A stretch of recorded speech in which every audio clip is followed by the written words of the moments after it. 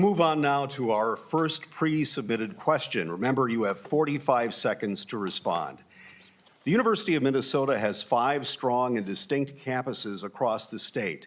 In your view, how can the U of M system evolve over the next 5 to 10 years to strengthen systemness and its statewide presence? And we'll start with Jeff Ettinger.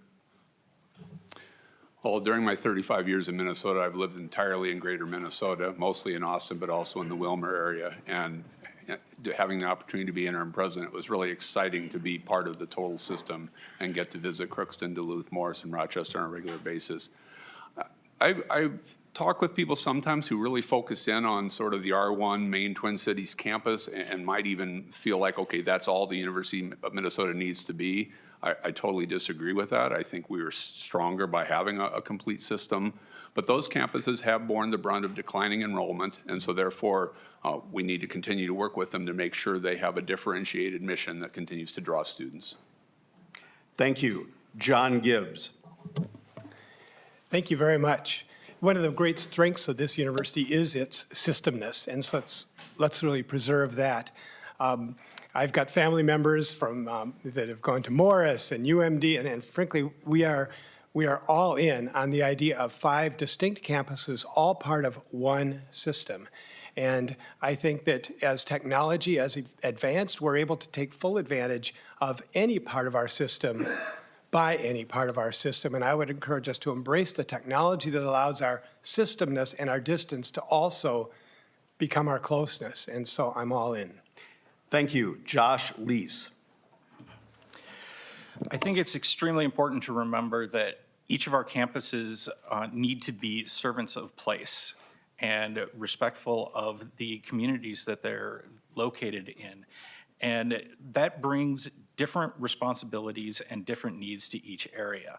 So while being connected into a system brings great strengths, it's their unique qualities that make our campuses so attractive to so many students and the different opportunities that are available and the unique characteristics of those campuses. So the opportunity to be within a system like the University of Minnesota is important. Maintaining the unique character and nature of the individual campuses is equally important. Thank you. Scott Nagel.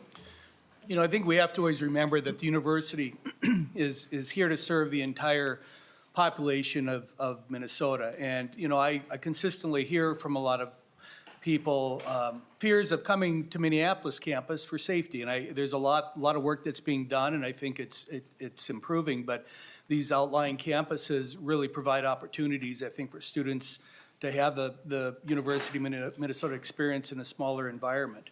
You know, I'll pause there. Thank you. Ann Sheldon. The 5 campuses the university have is really what makes the university successful today.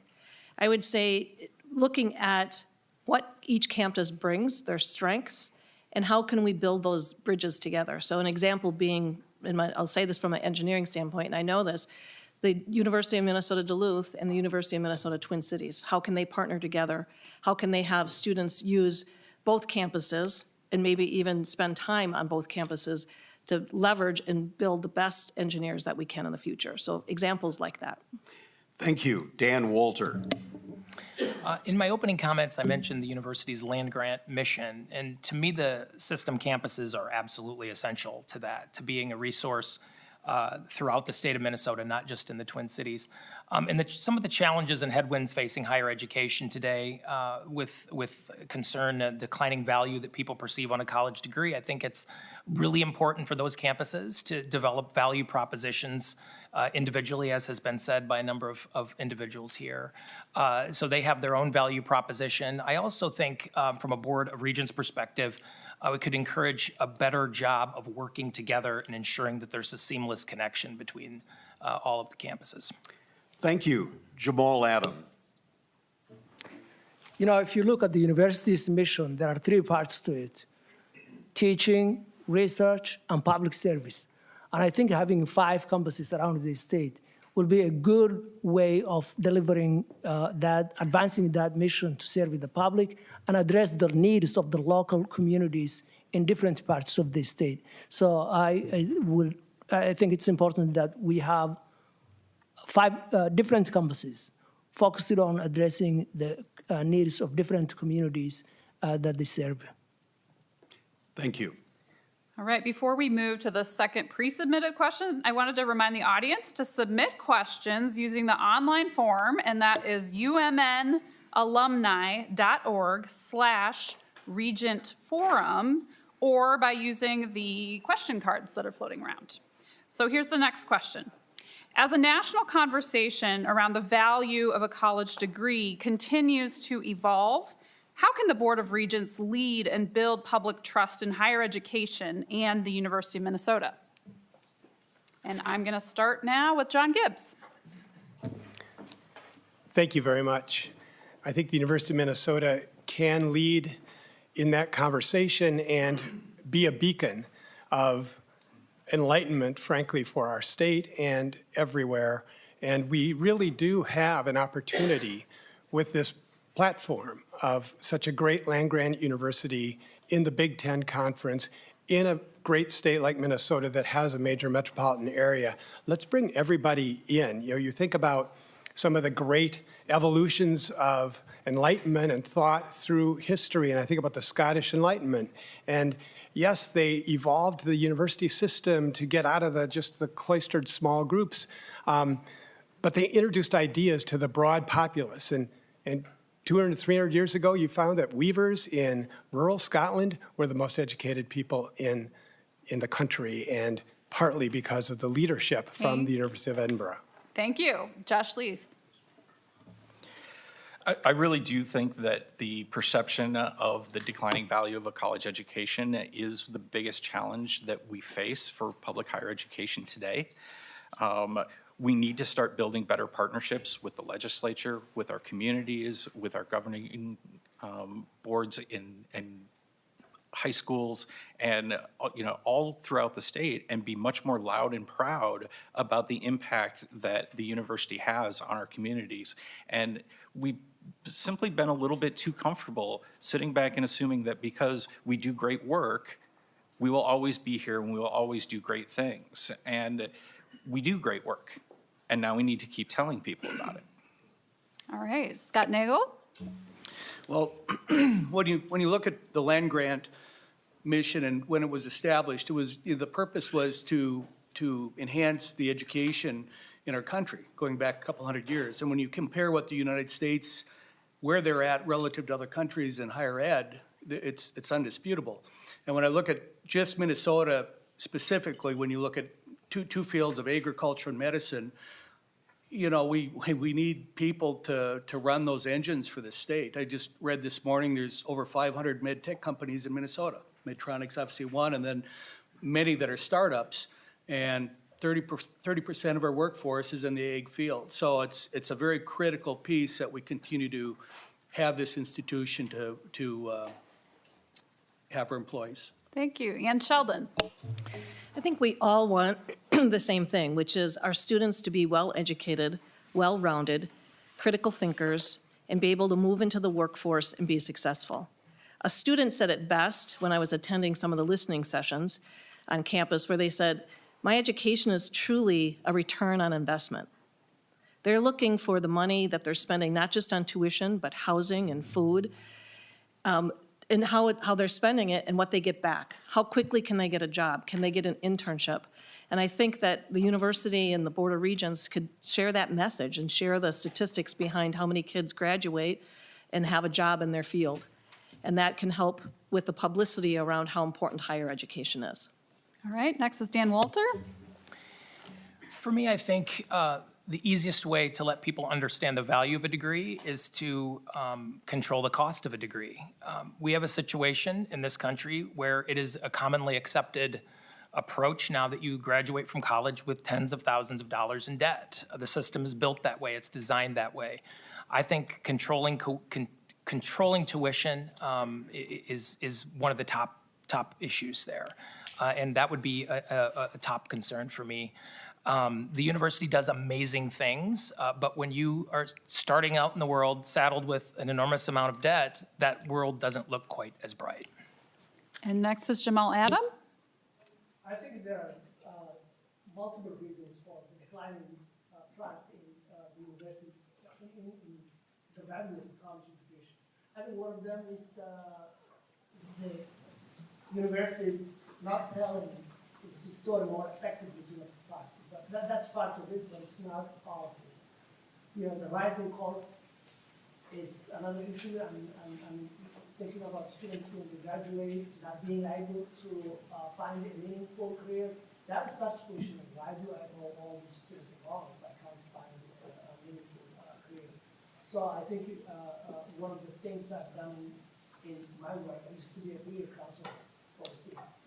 And I don't think we pay enough attention to how students thinking about the day after graduation, what we will do. Thank you. Jeff Edinger. The main financial levers that the university has had to utilize over the years has been support from the legislature and tuition. And so we hear from the students and families that tuition has gotten to a level that's very difficult for them, that makes too much debt. So I do think that the board should be supportive of other ways of enhancing revenues for the university. We clearly have a great alumni network that already provides donations, but we could have those on a more targeted basis. I think there's other universities that have done a better job of finding commercialization opportunities for some of the research that comes out of those institutions.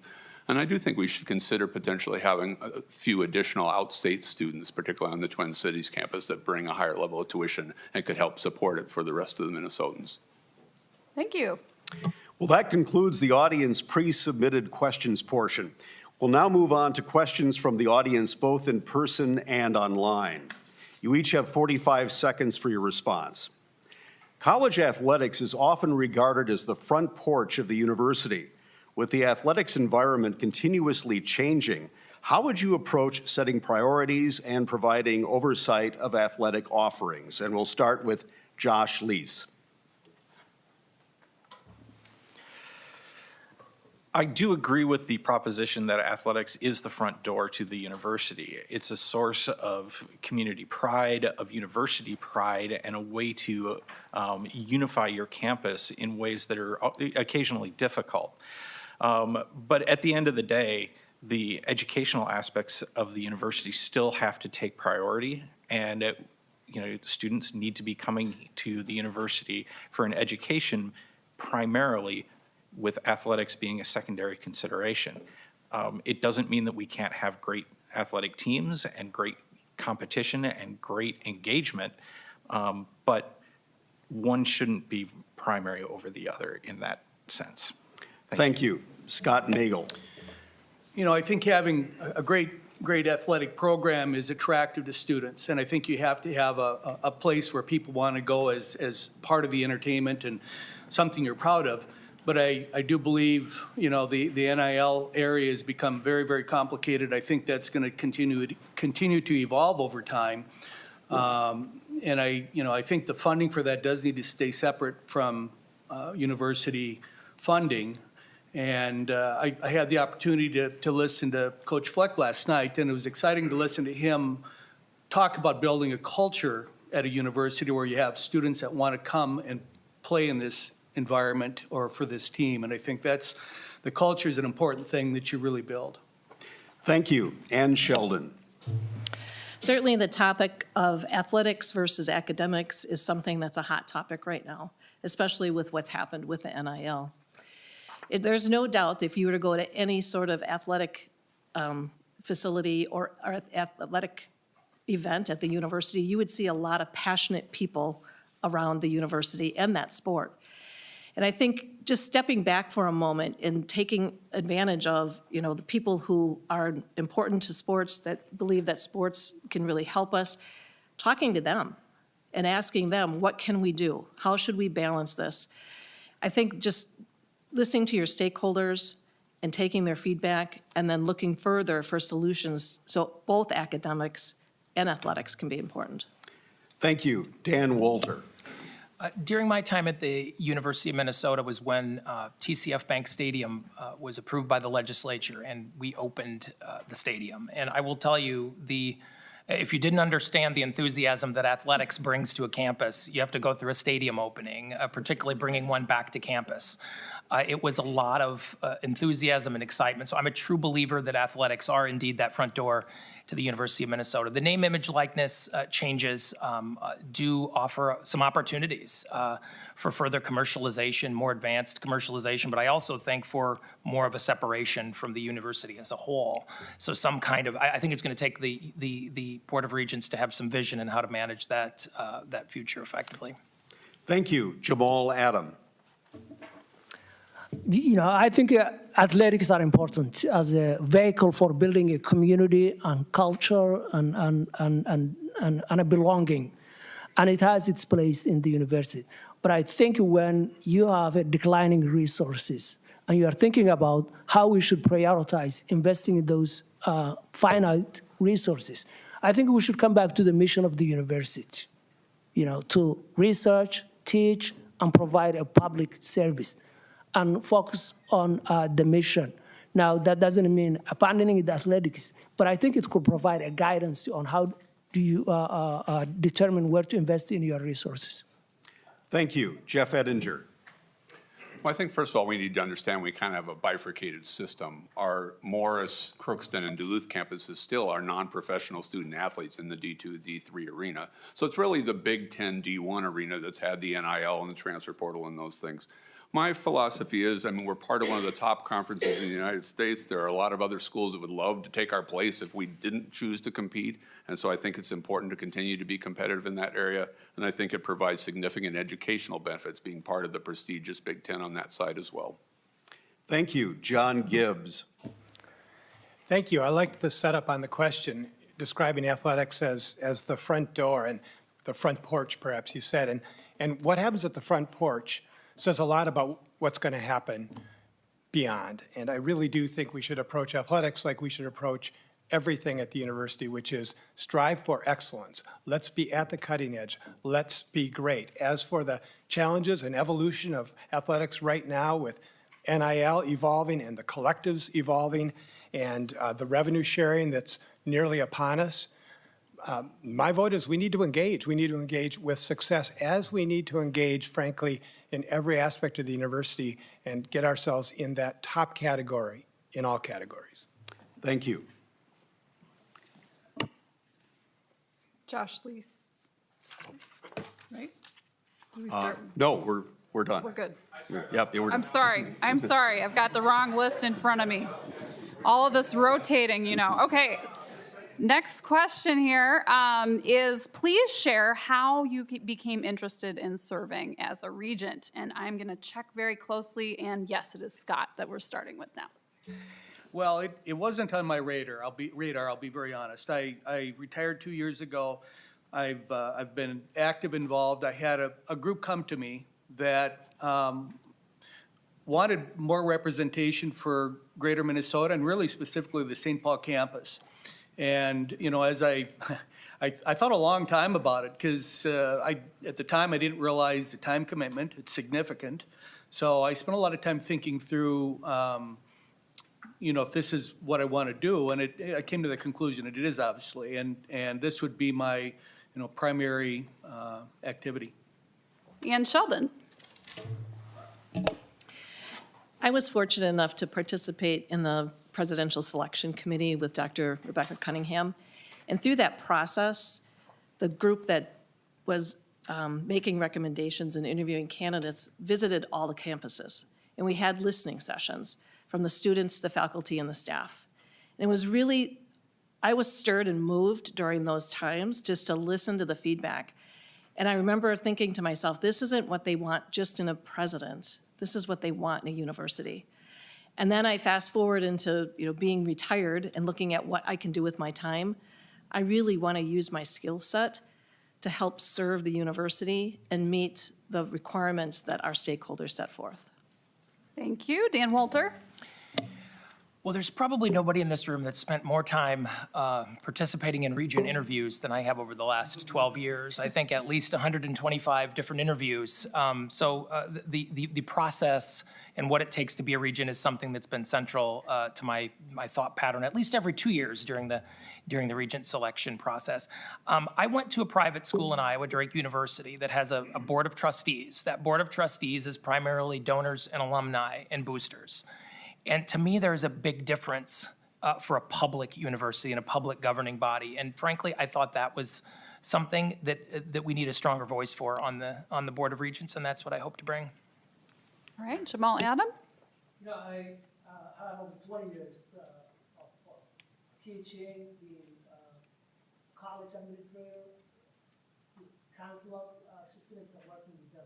And the last few years was the first time I've been outside higher. I don't think my mic was on, so sorry about that. So I've worked in higher education in multiple roles, and in the last few years I've been working with K-12 students, and it was the first time I've been outside the higher education. And I thought about my both personal experience and professional experience, and I thought I had a perspective that I can bring to the Board of Regents that would be useful to students, and that's what motivated me. Jeff Ettinger? Well, I'm like the only member of my family that's not a University of Minnesota alum. My wife is, her parents were, all 4 kids, both son-in-laws. My initial connection, other than helping them move in and being on campus with them, was working at the Carlson School as an adjunct lecturer for 4 years. When the position for interim president came up, I was encouraged by some folks to consider throwing my hat in that ring, and I'm very glad I did. I had a fantastic experience with that and really learned to know the university and love the university. Got to work with all 12 of the current regents and would love to continue to have an opportunity to serve, and this role of regent, I think, would provide that. John Gibbs? Thank you. Like others, I was encouraged to consider this by folks who are in this arena, but why did I really want to do it? I feel like the Twin Cities and the metropolitan area and the state of Minnesota and the upper Midwest and the University of Minnesota are all at a crossroads right now. I think if you look back maybe a generation or two and someone was asked, what are the top 5 public universities in America? Invariably, the University of Minnesota might join the likes of UCLA and Michigan and some of those schools. Today, I'm not so sure. I think if you look at what are the competitive states these days, many of the states think that they're in a competition. We all think we're in a competition, but I'm not sure we've taken it to heart enough. I think if we marry the University of Minnesota opportunities with the opportunities of Minnesota, we'll be gangbusters and dynamite, and I'd like to be part of it. And Josh Leese? Friends and colleagues said to me, Josh, you're always complaining about this kind of stuff. You're always talking about these bigger picture issues that are going on in higher education. Why don't you think about this? Why don't you take a look at this opportunity? And so I talked to some more friends and some more colleagues and thought more about it and thought more and more about my long history with the University of Minnesota. And I just couldn't say no. It's an opportunity to do something big and do something different. And, you know, for me, very personally, it's an opportunity to make my dad proud. And I can't think of a better reason. Thank you. Thank you. And we'll move on now to our next audience-submitted question. You each have 45 seconds to respond. The university has taken great pride in its leadership in the area of diversity, equity, and inclusion. As the landscape of higher education changes nationwide, how will you find ways to continue to support each student in facing unique challenges that they all face? And we will start with Ann Sheldon. There certainly is a topic that's getting a lot of attention these days. I would say we all want the same thing for our students, our faculty, and staff. We all want a place in an environment where they can be successful, where they feel like their voice is heard, and they feel like they can have open conversation where debate happens and they can learn from each other. And so I think the way to do that is to continue to encourage our faculty to give a space for our students to have that time and learn critical thinking in that area, and continue to have that environment where everyone can be successful. Thank you. Dan Wolter. Probably sound like a broken record, but I'm going to go back to the university's land grant mission. To me, that means that issues of diversity, equity, and inclusion, no matter how they're branded, are essential. Making sure that underrepresented communities have access to the university, making sure that the research enterprise reaches all communities in the state is absolutely important, no matter what part of the state you live in or what background you have.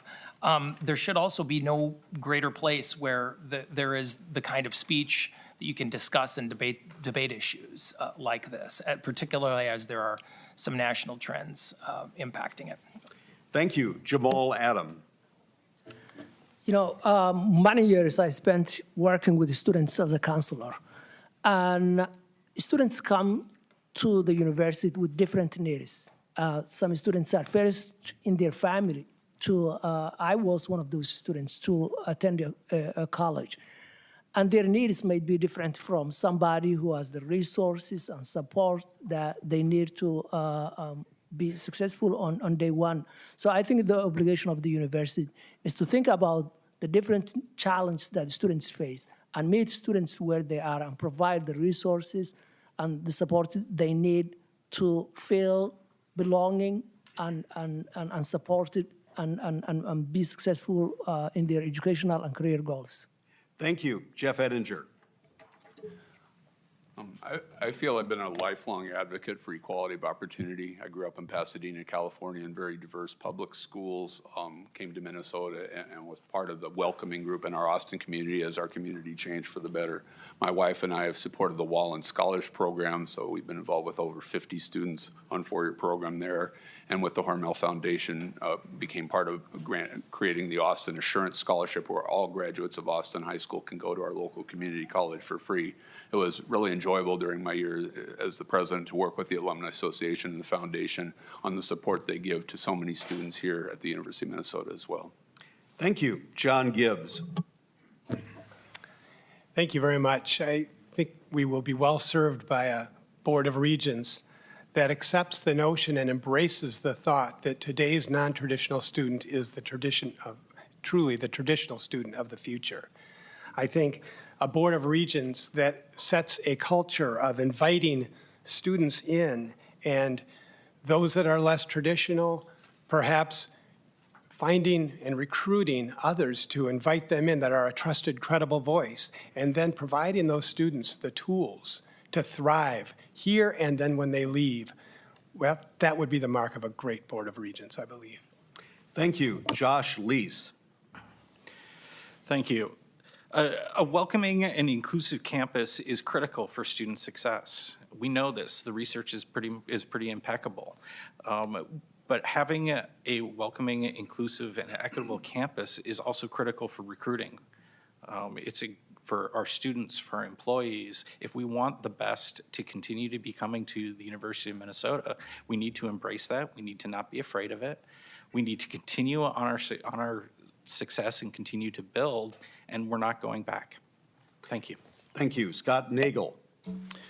You know, our state and the university has changed significantly over the last 30 years. We've become a very diverse population in the people that live here and go to school here. And you know, there's been significant changes with the affirmative action rulings, the things that are going on in the federal government that are very challenging to understand for the moment. But regardless of all those things that take place, university has a vision and a mission, and I think it stands firm on recognizing and listening to people of different opinions and staying very open-minded to what people are saying. Thank you. All right, we're going to stay on schedule here, and we'll move to 1-minute closing statements. And we're really going to mix it up. We're going to proceed in the opposite order that we had the opening statement. So that means Dan Wolter, you start. Well, thank you, first off, to the UMAA for hosting tonight's forum. We have a unique process here in Minnesota for selecting regents, and UMAA has been a wonderful partner for the legislature in choosing regents. So shout out to Lisa Lewis, Sam Rosemark, the whole team at UMAA for all that you do as part of this process. I'm running for the Board of Regents to focus on three things: accountability to students, parents, staff, faculty, and especially the people of Minnesota. The Regents are a public governing board, and I think the public part is too often overlooked. Whether you're a state senator or the parent of a student, the Regents work for you. Second, affordability and safety, putting students at the top of the priority pyramid. And third, adaptability to a changing world and higher education marketplace. I believe the U of M is uniquely positioned to turn the headwinds facing higher education into opportunities and with sensible and focused leadership. As a regent, my role would be to be both a team player and an independent thinker, unafraid to ask tough questions, and mindful of the board's responsibilities to the people of this state. Thank you. Thank you. Ann Sheldon. I want to thank the audience for the thoughtful questions that they brought forward tonight. It's clear that this audience and the audience that's online really views the university as an important engine here in the state. For me, as I've walked through this process, I've had a lot of time listening to people. And as I listen, again, I go back to, we all want the same things. We all want our students to have an affordable education. We want them to have a successful experience at the university, and we want them to graduate and become great employees in the workplace. We love the research the university does. It fuels Minnesota, and it also fuels the world. And we can't forget the impact that the university has. And then lastly, academic excellence. Our students will be well prepared with great academic excellence. And so, as a Board of Regents, I'm ready. I'm retired. I want this to be my volunteer job going forward, and thank you for tonight. Thank you. Scott Nagel. You know, I mentioned this group that encouraged me to run, and what really caught me off guard, I've spoken to no less than 50 people in the last month, and it has amazed me the amount of passion there is in alumni to the university and wanting it to be successful. And that's probably what inspired me a little bit more as I got into this. You know, one thing I didn't talk about, I've served on 12 boards with different governance, and I've been on great boards, I've been on bad boards. I've learned a lot that I think has a lot of value that I bring to this. And, but most importantly, like Ann, I've retired a couple years ago. I've got the time. I would never have considered this when I was working full-time. If you're gonna do this, I think it's almost a full-time job. Thank you. Josh Leese. Thank you so much for the opportunity to come and talk and hear questions and, really have a conversation about the University of Minnesota and the future that it has in this state. I believe that the University of Minnesota is one of the great institutions that we have in the state of Minnesota. It's an incredible pillar of our state. And it's really painful to see public higher education losing esteem like it has over the last 10 years, over the last 20 years, even over the last 30 years. And to see the university kind of absent itself from the public sphere in so many ways. Investment in public higher education is a spectacular return for the state. Historically, for every dollar they invest, $11 comes back. And that's the kind of thing that we need to talk about more and need to promote more as we continue to build the university for the future. And I look forward to the opportunity to serve. Thank you. Thank you. John Gibbs. Thank you for this opportunity. We share a legacy of greatness, over 24 Nobel laureates, national football championships, although it's been a while, an aspiration university really throughout the West. Today, the U of M is still great in many ways, still a place of opportunity and driven to discover, but too often perceived as pretty good or fine or near great. Let's build a strong next strategic plan with all the important goals and strategies and tactics, resources and expectations, but let's do it in a way that the details do not get in the way of aspirations. Let's polish our reputation so as to inspire and attract Minnesota students, rural, suburban, and urban. Let's aspire to greatness and not keep it a secret. Let's light our beacon bright and clear, and not just the U, but the U of M as an integral piece of our region. And let's lead. Let's lead our university and in tandem our region and our state to undisputed greatness. So we need to be accountable, we need to be accessible, and let's be aspirational. Thank you. Thanks. Jeff Ettinger. I think it's really an important time for the University of Minnesota. I think there's more challenges than ever facing higher education, and the university system is not immune to that. I've had the opportunity to serve on a lot of boards in my time, both in public companies, private boards, nonprofit boards, and most boards have a variety of tenures, frankly. You have very seasoned people and you have some newer people, and I think that's a good mix.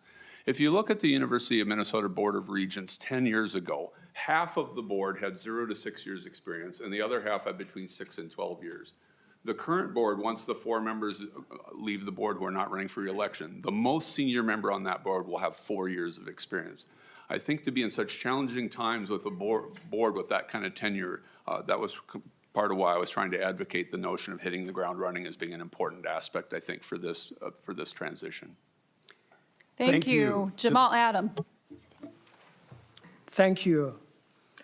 The University of Minnesota plays a vital role in educating future generations, driving innovation, and creating opportunities for our community. And throughout my career, I worked to break down barriers in education, ensuring every student has the resources to succeed. As a regent, I will champion affordable education, enhance campus safety, and ensure our curriculum prepares students for a rapidly evolving world.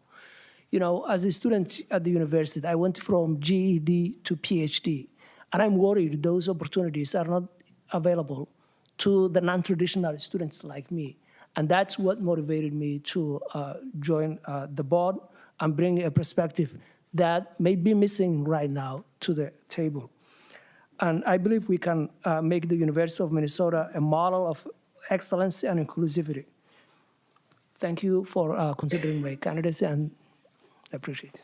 Thank you to the candidates for the 2 at-large open positions.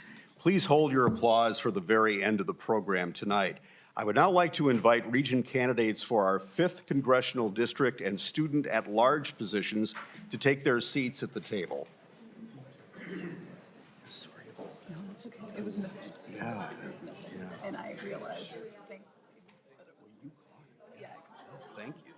Yeah, well, that was a good catch. That's why with the last time it happened, I thought, oh, gee, did I miss something? There's a lot of people. Yes, and switching positions, flipping around. Yep. Yeah, and I flipped the page too fast earlier. I was on the wrong list. So anyway.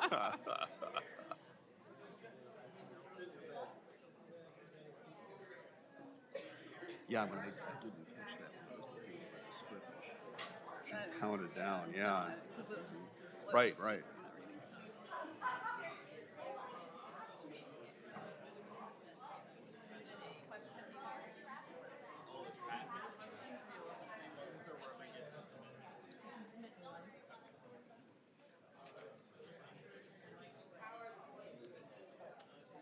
Not be able to.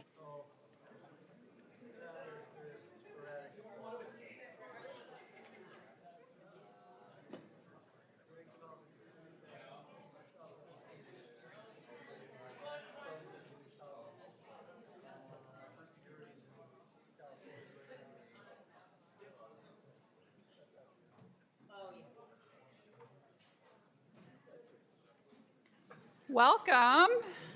We will now hear from Congressional District 5 and student at-large candidates. So once again, we'll start with opening statements and move to prepared and audience questions and end with closing statements.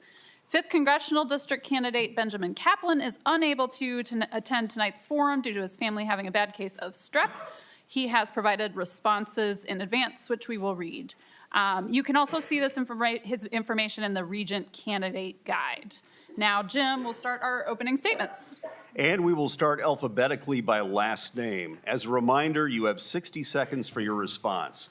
Our timekeeper will give you a 10-second warning with a yellow sign, and will stop you with a red sign once your time is up. When you see the yellow sign, please start wrapping up your response. The red stop sign means your time is over. And we will start out with Robert Albright. Thank you, Jim, and thanks to the Alumni Association for hosting this forum to give those of us who care deeply about education and the university a chance to get together to discuss room for improvement where it's needed and more ambitiously to help lift the U's students and knowledge creators to new heights. As background, I've had a long career in the private sector in investing, finance, real estate, and risk management. Concurrently, I've spent much of the last 2 decades investing in, developing, and governing nonprofits that improve educational outcomes for all students, but particularly under-resourced students, both in the metro and in rural communities. This work has impacted pre-K through post-secondary because I believe the power of a complete education to improve lives, strengthen communities, and create opportunity. The University of Minnesota is the most powerful platform in our state to fulfill the promise of education and knowledge creation, and I am both honored and excited by the chance to serve as a regent to help deliver on that promise. Thank you. In his absence, I will read Benjamin Kaplan's opening statement. I'm sorry I cannot be with you tonight. For the past decade, I have served the University of Minnesota community as Executive Director of Minnesota Hillel, part of the world's largest Jewish student organization serving over 250,000 students on 800 campuses. With 20 years of nonprofit leadership, I've worked extensively in governance, strategy, finance, and student support, skills that directly apply to serving as a regent. Today, I consult for Hillel International, bringing Minnesota's successes to campuses across North America. If selected for this role, my priorities are: 1, ensuring that students thrive academically, socially, and personally; 2, balancing financial sustainability with long-term growth; and 3, fostering a safe, welcoming, and inclusive environment. After 20 years of professional leadership, I'd be honored to serve as a volunteer leader, working with fellow regents to strengthen our university and state. Thank you. And now we'll move on to Ellen Luger. Thank you. Good evening, and thank you to the University of Minnesota Alumni Association for hosting this forum. Thank you to all of you in the room and online for your interest. I would be honored to serve our university and the citizens of Minnesota as a regent. I bring my head and my heart to this role, along with my leadership, governance, legal, agricultural, and relationship-building skills. I've served on a dozen boards, including a college board. The Board of Regents is the body that governs the university. On many of the boards that I have served, I was also the governance committee chair. I've most recently led a U.S. team at our embassy in Italy, representing U.S. agricultural policy at 2 UN agencies. Complexity is something I have managed. My family has deep roots at the university, and I am eager to serve. Thank you. Thank you. We'll move on now to the opening statements for the student at large position, and we'll start with Kosar Mohammed. Thank you. Happy Tuesday, everyone, and good evening. Kosar Mohammed. I'm really excited to be in this space with you all tonight to really share my story and particularly my why as what's driving me to put my hat in the ring for this regent position. And particularly, I grew up on the south side of Minneapolis in the West Bank neighborhood of Cedar Riverside, which is really in close proximity to our flagship school at the University of Minnesota. I believe now more than ever, it's really key to have transformative leaders, folks who are bringing diverse thoughts and really diverse backgrounds. For me, I've been serving as an economic development practitioner for the last decade and have worked across 8 regions in the United States, whether it's our Southern Atlantic or our heartland, and ultimately have found that due to our social and economic incongruencies, there's deep need to have folks who understand how to utilize capital stacks, how to be able to utilize different transformative forms of understanding systems, and really be able to investigate those systems to really create a forward future vision and solution-oriented process. So thank you. Thank you. Madeline Rowe. Good evening, everyone. My name is Madeline Rowe, and I'm in the 4th year of my PhD program in the Department of Organizational Leadership and Policy Development, where I study higher ed and higher education policy. In my time at the U, I've been involved in a few different ways that have shaped my perspective. First, as I've mentioned, I'm a PhD candidate, and I've taken classes and pursued my own research on academic freedom and higher ed policy over the last 4 years. I've also worked on campus. I teach my own classes as a grad instructor, and I TA graduate and undergrad students. Finally, I've been deeply involved in shared governance through university service. All of this is what informs my perspective and the voice that I hope to bring as a student regent. Thank you. Thank you. Flora Yang. Good evening, everyone. My name is Flora Yang, and I'm currently a second-year medical school student and the vice president of the professional student government at the University of Minnesota. This year actually marks my 10th year as a student at the university, my 6th year as a student worker, and my 5th year working together with the Board of Regents. Having previously served in roles like the Twin Cities Undergraduate Student Body President, as well as the chair of the student representatives to the Board of Regents last year. There is no question that the university is and will be facing challenges, from things like rising tuition to enrollment, from campus safety to basic needs, and everything in between.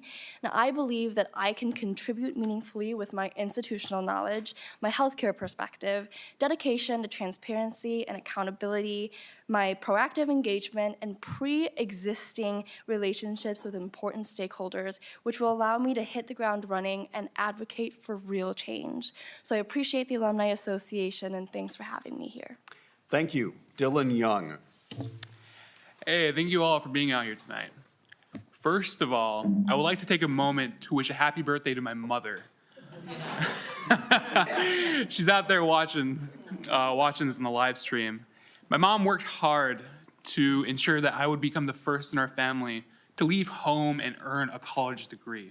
Because of her efforts, I was able to become the first in my family to have a transformative college experience at the University of Minnesota Morris.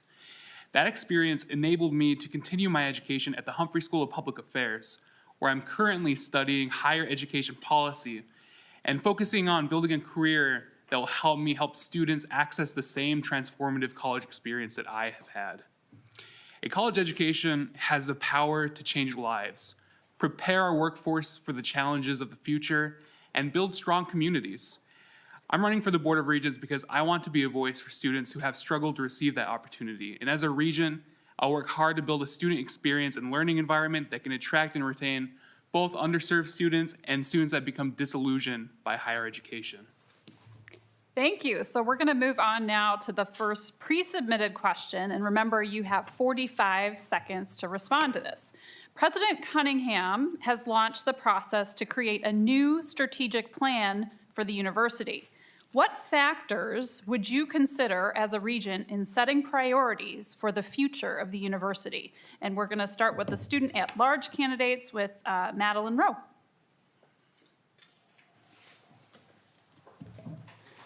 Sure. I think in considering future priorities for the university, one that comes to mind for me is continuing to cultivate a strong student sense of belonging. Others have talked tonight about the impact that student sense of belonging has on college outcomes and student outcomes. So making sure that the plan is centered around that student experience is something that I would consider prioritizing. All right, Flora Yang. So the new strategic plan is really important for the university's long-term strategic goals for the next 5 years. What I've done in the past 4 months is I've worked together and communicated with all the student governments from each system campuses, as well as talked to various members of the higher ed committee with legislators to ensure that our voices and our priorities are included in the development of this new strategic plan from the get-go. And so from these consultations, I've discovered priorities like obviously affordability, campus safety, basic needs, but more importantly also about how we can improve our relationship with the legislature as well as continue to collaborate with other university systems. Thank you. Dylan Young. As president of the Morris Campus Student Association, I become very familiar with MPAC 2025 and the current strategic plan that is being implemented at the university. And one area of growth that I think the next strategic plan should be looking at is including affordability as a core institutional commitment in the upcoming strategic plan. I think it would make a lot of sense for us to hold ourselves accountable to metrics like what's the average financial aid package that our students are receiving? How much debt are they graduating with? Right now, there are some metrics in MPAC 2025 that include that, but it's currently not a core institutional commitment. All right, and next, Kosar Mohammed. So from my experience and oftentimes working in institutions or spaces where strategic priorities ultimately set the goals and really just transformative groundwork of what the future of that institution is going to look like, I see the strategic priorities and the plans really focusing on the people and really being human-centric, understanding how the engineered systems are really serving students, faculty, and the broader community, and really ensuring the sustainability not only of the institution for its future forward vision, but ultimately the communities who oftentimes have to interface and interact with it, but also feed it through its day-to-day interactions. So for me, it really would be ensuring diversified capital stacks to ensure the sustainability and growth of the institution, as well as the interactions that students, faculty, and community members abroad have to interact with the institution as a whole. Thank you. We're going to move to our 5th Congressional District candidates, and we'll start with Benjamin Kaplan's written response here. I believe there are always 3 key factors to consider when embarking on a new strategic planning process. 1, stakeholder feedback. What do our students, faculty, staff, alumni, donors, and others tell us they value, and what do they see as needing improvement? 2, data. What does the data reveal about enrollment, future workforce needs, faculty retention, and so on? And 3, finally, a strong SWOT analysis that helps us better understand where potential weaknesses or opportunities can be addressed. The most effective strategic plans must have buy-in, address emerging opportunities and longstanding challenges, and be data-driven so that goals and outcomes can be clearly seen and measured. So we're going to go next to Ellen Lugar. Thank you. I have experience doing strategic planning work in the public sector, in the private sector, and as a trustee at an educational institution. So for me, I think this is a huge opportunity and a moment for the university. I think we should have a bold and practical plan. I think we should also have an accountable plan. And stakeholder input is critically important. We should be listening to the challenges and the needs of our stakeholders.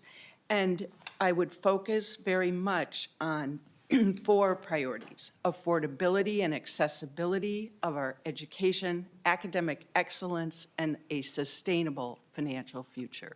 Thank you. Thank you. Robert Albright. Thank you. Well, first, let me actually compliment the current regents. I mean, I actually think that as I've reviewed the existing plan and particularly the progress card, that strikes me as exactly the type of approach, defining the goals and strategies with metrics and then measuring how we're achieving them. My focus is first and foremost on the students. So I would focus on graduation rates, quality of the academic experience, and access through measuring levels of student debt, minimizing that, and student aid. Thank you. Thank you. Before we move on to the second pre-submitted question, I'd like to remind the audience to submit questions using the online form at umnalumni.org/Regent Forum or by filling out the question cards provided. The university continues to adapt to cost pressures and fluctuating state support. How can the Board of Regents strategically balance long-term financial sustainability and ensure that education remains accessible and affordable for all students? You have 45 seconds to respond. This time we'll start with the 5th Congressional District candidates and Ellen Lugar. Thank you so much. I see this as a critical challenge for the university going forward. And in my mind, I think in the discussions that I have been having with a number of legislators, with regents, with students, this is critical. And to me, this is all about relationships. And here, I think we need to build stronger relationships with the legislature. We need to encourage our university leadership to be building those relationships, but also board members, so that we can work together as a board as an administration, and as the legislature to come up with a sustainable plan. Thank you. Robert Albright. Well, I would assess that, the cost structure of higher education broadly is a problem and a challenge. We've seen higher education costs, explode at much higher rates than inflation. And so I think, a deep analysis of costs is going to be a critical element of achieving success. Thank you. I will read Benjamin Kaplan's written response. While work, study, and scholarship programs can help ease financial burdens, long-term sustainability and affordability require data-driven cuts, revenue diversification, and more substantial advocacy efforts. With declining enrollment and increasing competition, universities must find efficiencies by streamlining operations, leveraging technology, and reassessing underperforming programs. Strategic cost reductions ensure resources are allocated effectively without compromising educational quality. A more focused approach would allow the University Foundation and other leadership to engage donors, businesses, and research partners meaningfully while demonstrating to legislators that we maximize taxpayer dollars. By prioritizing financial responsibility, we can enhance student access, strengthen institutional stability, and contribute to the state's overall economic growth. And now we'll move on to the student at-large candidates, starting with Flora Yang. I think college affordability and accessibility should be a huge priority for every Regent candidate, especially with recent events. While things like the North Star Promise Program and state funding have helped, tuition has continued to increase 1.5 to 4.5%, and student wages have not kept up with that inflation. I think we need to take real steps towards freezing tuition, which means greater transparency with university spending, stronger relationships with the state legislature. We need to identify cost-cutting measures such as expanding collaborations with other university systems like Mint State, and also working closer with the University Alumni Association and Foundation to secure donations that would directly reduce student costs. I think we need to work together to ensure that our students can actually afford to achieve success at the university. Thank you. Dylan Young. She just took the words right out of my mouth. As a regent, I really want to work closely with the state legislature and the board to do what we can to freeze tuition. In order to reach new students across the state of Minnesota and the nation, we need to distinguish ourselves from our competitors by demonstrating that we're working hard to keep more money in their pockets and not just the pockets of top-level administrators. That would be my top priority when it comes to dealing with the fluctuating financial pressures that the university is facing right now. Thank you. Kosar Mohammed. I believe with our ever-evolving global markets as well as our national markets, it's now more important than ever to really embrace a very pragmatic but nuanced approach that embraces innovation. And that looks like cutting-edge innovation that partners with partners across the private, public, and social impact spaces, really to be able to leverage the diversification of our current financial abilities. And that also allows us to really work with our students and our broader community to innovate around where are the risks occurring, whether it's within our infrastructure that exists, where can consolidations exist, as well as really being able to be transparent and accountable around where those leverage breaks are happening. So it will really require a deep landscape analysis around where the failures and pitfalls are, but as well as where the opportunities are emerging to go deeper. Thank you. Madeline Rowe. Sure. So investing in University of Minnesota students, to me, means investing into and back into the state of Minnesota and the state of Minnesota's workforce.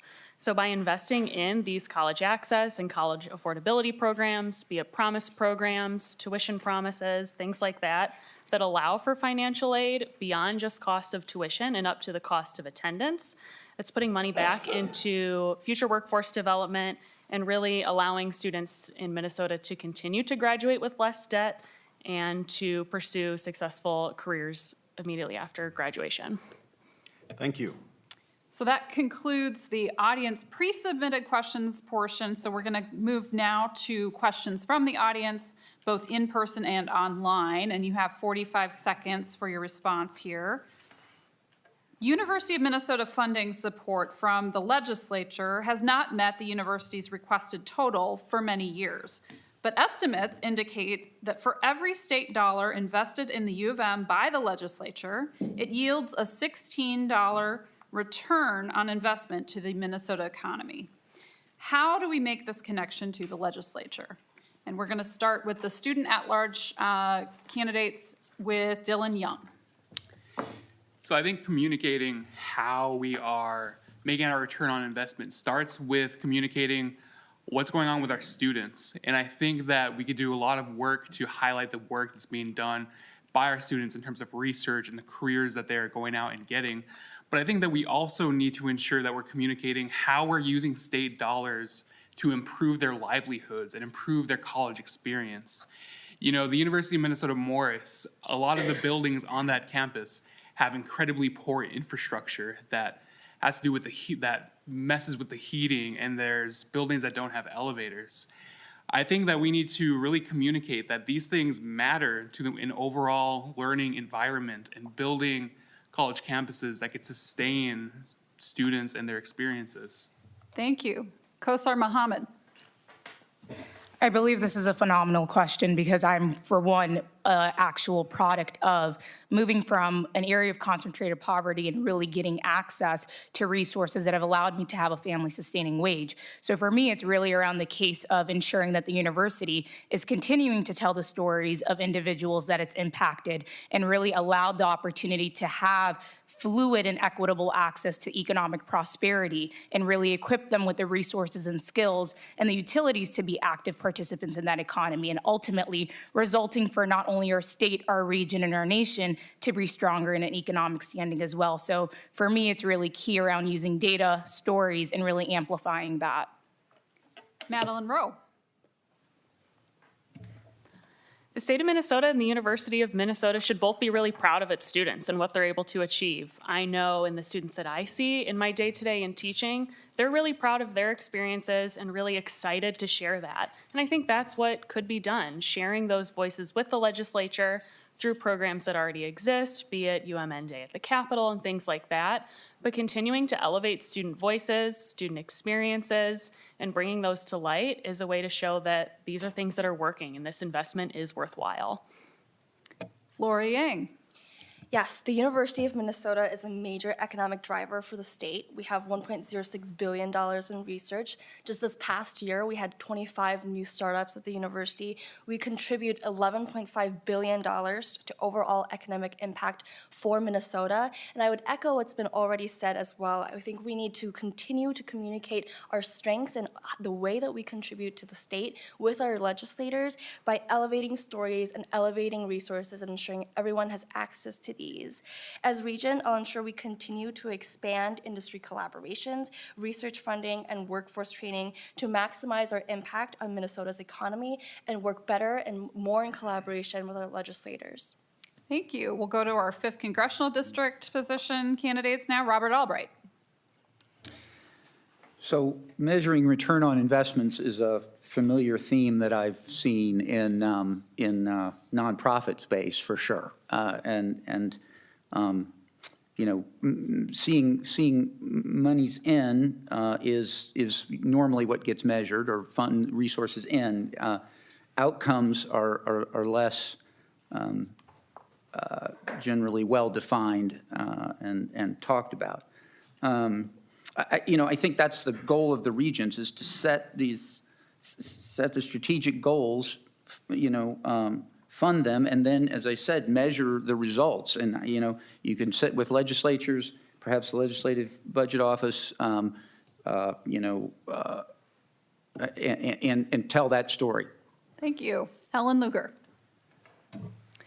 Thanks so much. I'm going to go back to a refrain I have used earlier, and that is building relationships, and it's something that I do extremely well. I have just been building relationships between the U.S. government and ambassadors and permanent representatives from around the world. And I think here what we need to be doing is building relationships between regents, the University of Minnesota administration, and legislators.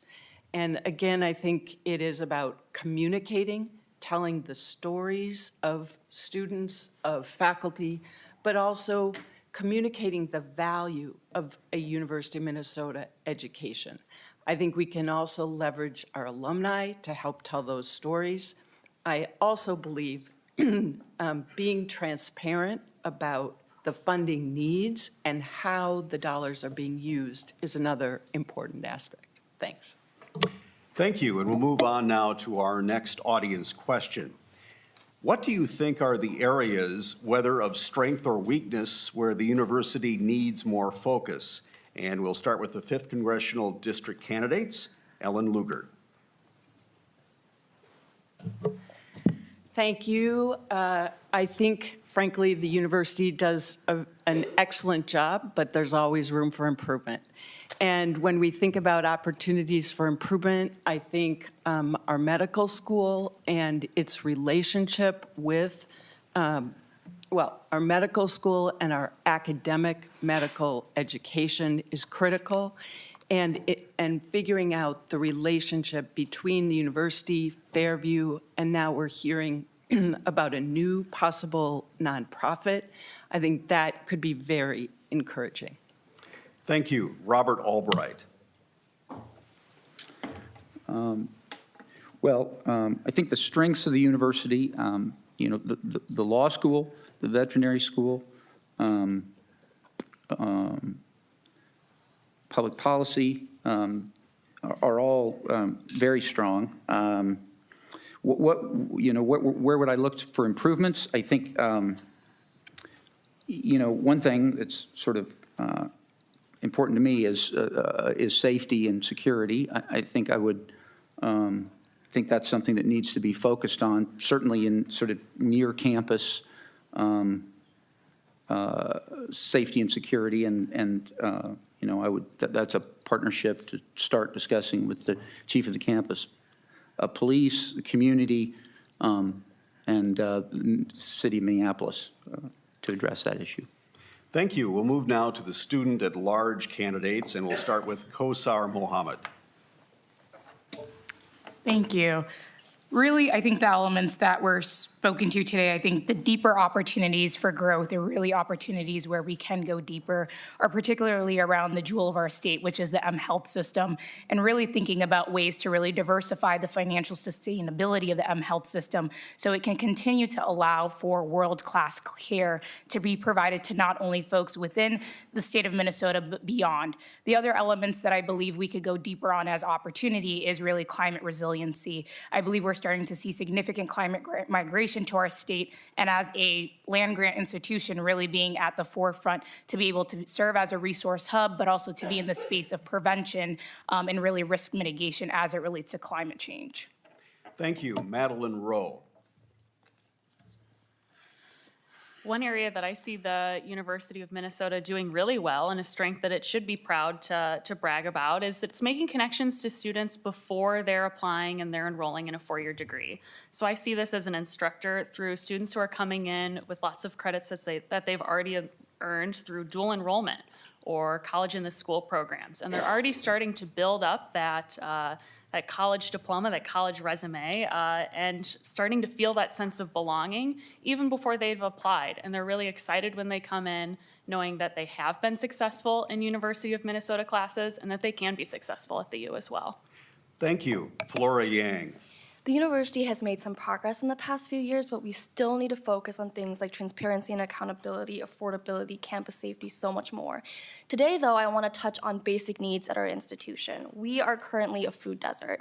There are food pantries like Nutritious You, Eagles Essentials, Champs Cupboard, but 1 in 5 of our students do not worry about whether their food would run out before they have money to buy more, and almost half of our students are worried about their ability to pay for housing. So I think moving forward, we need to include specific basic needs metrics in our new strategic plan so that we have accountability measures in place to ensure that none of our students ever actually go hungry. Thank you. Dylan Young. One thing that I think the Board of Regents should continue to build upon is our way of going about public engagement and how we are being more responsive to the needs and interests of our students, staff, faculty, and the state of Minnesota. During my quote-unquote campaign for the Regents, I made it a priority to visit all 5 system campuses in person, just to sit down and have face-to-face conversations with staff, faculty, and students.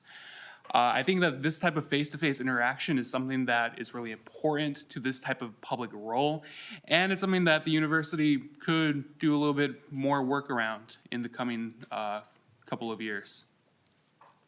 All right, I have the next audience question here. Where do you see opportunities in your own growth through becoming a regent? And we're going to start with the student-at-large candidates, Madeline Rowe.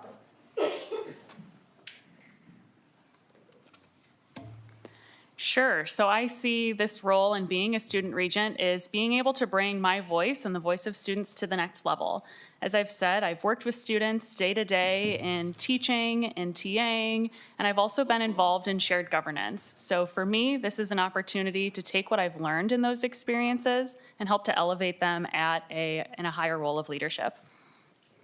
All right, Flora Yang. Yes, I would really echo that. I think I bring a lot to the Board of Regents, but I would also want to take this opportunity to expand upon the way of how I can speak the different languages of each of our stakeholders, how I can better handle a broader, a wider variety of financial abilities, and I would love to be that bridge between the students, the faculty and staff, legislators, and the board and our entire community as Minnesota. And so I look forward to continuing to expand upon that ability. All right, Dylan Young. My ambition as a member of the Board of Regents is to be a true community regent, someone that across all 5 system campuses, across every corner of the state, people recognize me as someone that they could come up to, have a friendly conversation with, and engage with the work that's being done at the University of Minnesota and be that ear that people could, pull in and talk about what's going on at the university with. Like I said before, this is something that I've really been committing myself to, and my goal is to, at some point, have a one-on-one conversation with every single person in this room and everyone on Zoom. Thank you. Kosar Mohammed. I believe this opportunity will allow me to really go deeper into exploring and understanding ways that we can create greater connections between what we now are starting to see as the urban and rural divide across our state, particularly how we start to see it showing up across our entire system and really interfacing with how folks are seeing themselves within the system. So I see myself not only as a bridge builder, but as someone who can really re-engineer a system that may be in maybe seeing breaks within that system or leverage opportunities to really go deeper in connecting with the various partners who are really showing up in building that system together. Thank you. And then our 5th Congressional District candidates, Ellen Lugar. We'll start with you. Thanks so much. I bring significant governance experience to the board, leadership experiences in the public and private sector, but I think where I really can add impact is in my collaboration building. And that is in terms of a collaborative Board of Regents, working well with others. It is in terms of asking the tough questions and yet also building collaborative relationships with the administration. It's also building collaborative relationships with the legislature. And I think there's real opportunity for collaboration and partnerships with the entire university, the legislature, and our state. Thank you. Robert Albright. So this is probably the most exciting thing for me. I mean, I view education as a pipeline, and I've been involved in, for instance, the Minnesota Early Learning Foundation and Close Gaps by 5 to try to improve delivery of pre-K, Great Minnesota Schools, working on building more, better schools in the K-12 space. And, the university is sort of the capstone of the pipeline in terms of its fulfillment of education, and having the opportunity to be involved in delivering that to more students at a higher level is really exciting. Thank you. And we'll move on now to another audience question. Food insecurity is a perennial issue for students, as a significant amount of students struggle with food insecurity. How would you address this issue, including how to prevent this issue from occurring in the first place? And we'll start with the student-at-large candidates, and this is purely coincidental, Flora Yang. Basic needs is like my brainchild. I have worked on it for a really long time at the university in the past couple of years. Like I mentioned, we have food pantries, we have a campus club collaboration with other tertiary resources, but we are a food desert. I talked about, if you go onto campus, 1 in 5 of our students could potentially be going hungry, and that number is insane to me. And I think, but beyond what I mentioned about including metrics in the new strategic plan with accountability measures in place, I think we need to ensure that we sustain successful grant subsidized programs that might no longer be funded, such as in Rochester, just currently happening. We need to keep basic needs in mind during real estate purchases and secure strategic partnerships with companies to allow for affordable food options on campus. Thank you. Dylan Young.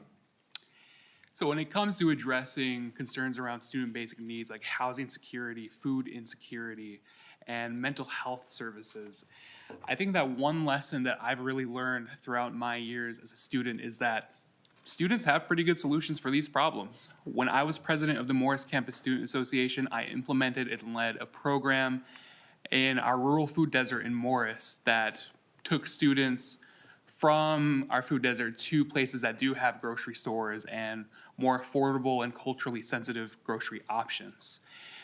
So over the past few months, I've really been familiarizing myself with the ideas that students are trying to get off the ground. I understand that the undergraduate student government at the Twin Cities would like to work with the university administration to create a grocery store on campus, and that's something that I really want to look into as a regent. Thank you. Kosar Mohammed. I believe this issue around food insecurity is really something that students and faculty and staff are experiencing across the system.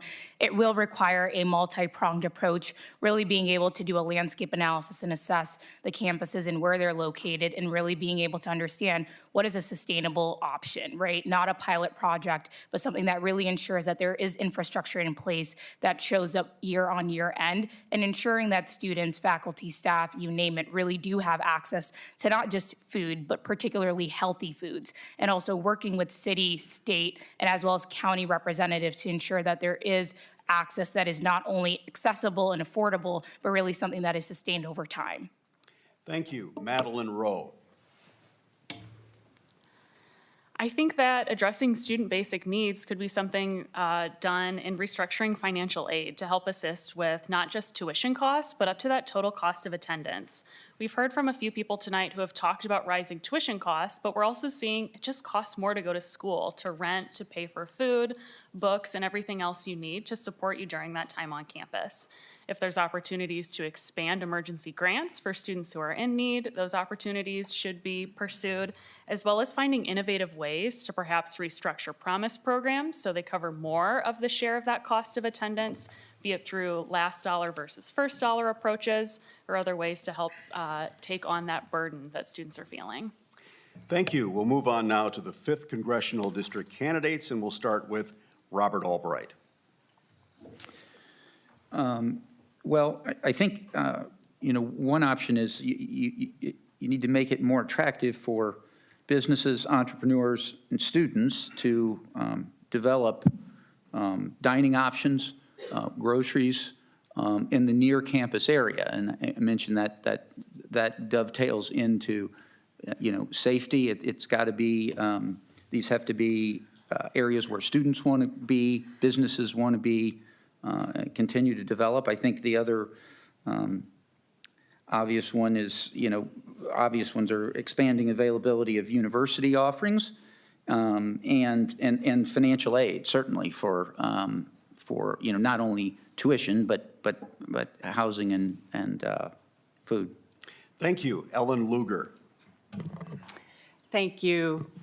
I have spent most of my career working on food insecurity, and I've served on the Global Food Banking Network. I've worked on this issue globally, nationally, locally. And I think the first thing that we need to do, and we're hearing part of that, is really understand the challenge. What is the challenge? We, as much data as possible to understand why it is students are having this issue, and then listening to stakeholders, students especially, what it is that they're challenged by. And then I think our community is full of opportunities for creative partnerships. Grocery stores, there are restaurants that would want to help, food banks, food companies, and even families could be helpful. Thank you. To stay on time, we'll now move to the 1-minute closing statements, and we will proceed in the opposite order as the opening statements. And we'll start with the student-at-large candidates and Dylan Young. So my mom actually entered the room, so y'all could wish her a happy birthday right there. So I actually want to take a moment to congratulate my little sister, Savannah, on recently being accepted to UMN Duluth, UMN Morris, and UMN Twin Cities. When I was in her position, I had no guidance or knowledge of how to navigate the college application process. But this time around, Savannah had my support because I was able to go through that. That's what the land grant mission and what the University of Minnesota means to me. Individuals being able to access education that they could use to uplift themselves, their families, and their communities. That's how we're going to take on tomorrow's challenges and build better futures for ourselves. As a member of the Board of Regents, I would like to build upon our mission as a land-grant institution in order to make our education more affordable, accessible, and equitable. I believe that engaging with communities that have been underserved by higher education and re-engaging populations that have become disillusioned with it from all 4 corners of the state is key to addressing these issues. Thank you. Flora Yang. With the challenges ahead, I think we need regents who understand the student experience, the landscape of higher education, who speak the language of the stakeholders, who can ask hard questions, and who won't be pressured into aligning with or rubber stamping certain issues. I think I can bring institutional knowledge, relationships with students, legislators, admin, alumni, workers, among others, as well as a deep commitment to transparency and accountability to make students remain at the center of every decision. Honestly, at the end of the day, it is not just about policy or budgets. It's about students, faculty, staff, and the community who make our university what it is. The University of Minnesota has shaped me in my 10-year anniversary trajectory to make me become who I am today, and I'm looking for a way to give back, and I think that this right here, this space, is how I can do that. So thank you so much again, the Alumni Association, for all of you in the audience who deeply care about students, staff, the university, the greater community, and thanks for having me. Thank you. Madeline Rowe. As a University of Minnesota graduate student and scholar of higher education, my vision of this role is really shaped by my experiences in navigating higher education, my own research and learning about the value of higher ed and the value of a college degree, and the positive impact that I see that higher ed has on undergraduate and graduate students. I hope that my perspective and my voice on these issues is something that I can bring forward and continue to share with the Board of Regents. Thank you. Thank you. Kosar Mohammed. As someone who is now a second-year doctoral student, 3rd time around at the University of Minnesota, there's something that's continuously has brought me back, which is really ultimately the university's ability to allow for all folks to be able to have access to discovery. And so for me, really, as a regent, I really would desire to be able to be a bridge from community to the institution, to also be able to offer the opportunities and tools to really understand how systems can work, but particularly how to create deeper partnerships to ensure that systems are stronger and more sustainable. I would also be in the space to be able to work across diversity and diverse communities across our system. As someone who's come from a community that has had close proximity to the institution, I would also be able to provide the ability to create greater strength around that particular segment as well. So thank you all. Thank you. We'll move now to the 5th Congressional District candidates and Ellen Luger. Thank you for the opportunity to discuss my interest in serving as a University of Minnesota Regent. As we've discussed, I bring deep governance and agricultural expertise. I'm a business lawyer who builds relationships and works collaboratively to move an issue forward. I bring the ability to make decisions in a transparent, accountable way, focusing on mission and what is best for the University of Minnesota. Many generations of my family have served the university. I would be honored to continue the work. Thank you again for this conversation.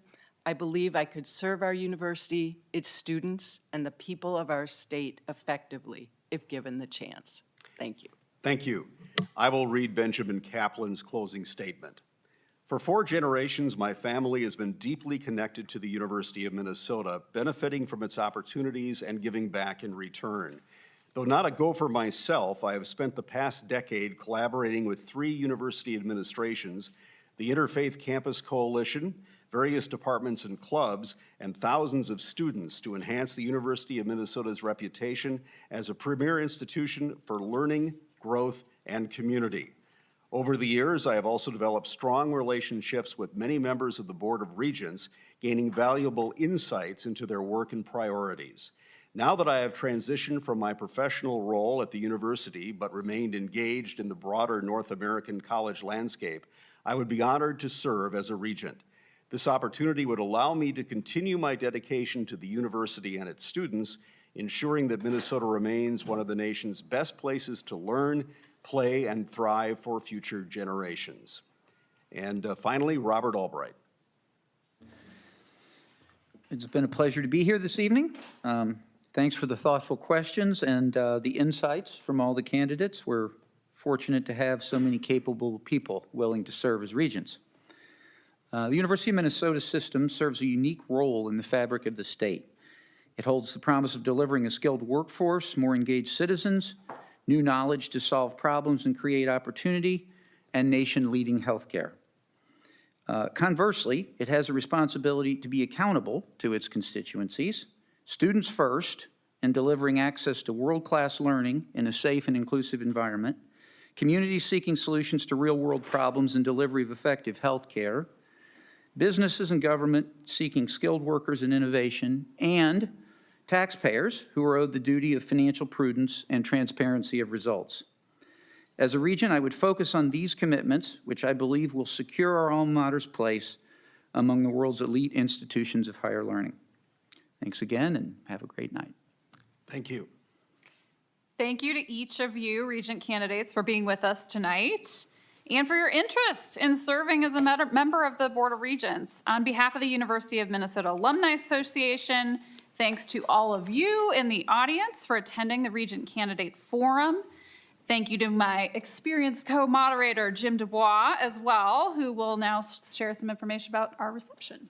Well, thank you, Elizabeth, and we invite everyone here to join us for a reception in the Rathskeller Cafe. It's behind all of the candidates, located in the hallway. Light snacks and refreshments will be provided, and you'll have a chance to interact and talk to the Regent candidates individually. Alumni Association staff will be on hand to help guide you there. But before we conclude, let's give all of the candidates a big round of applause.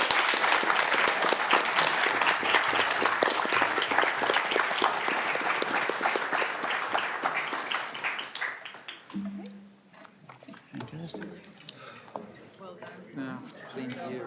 Yeah, it's over. Yeah. Yes, little over.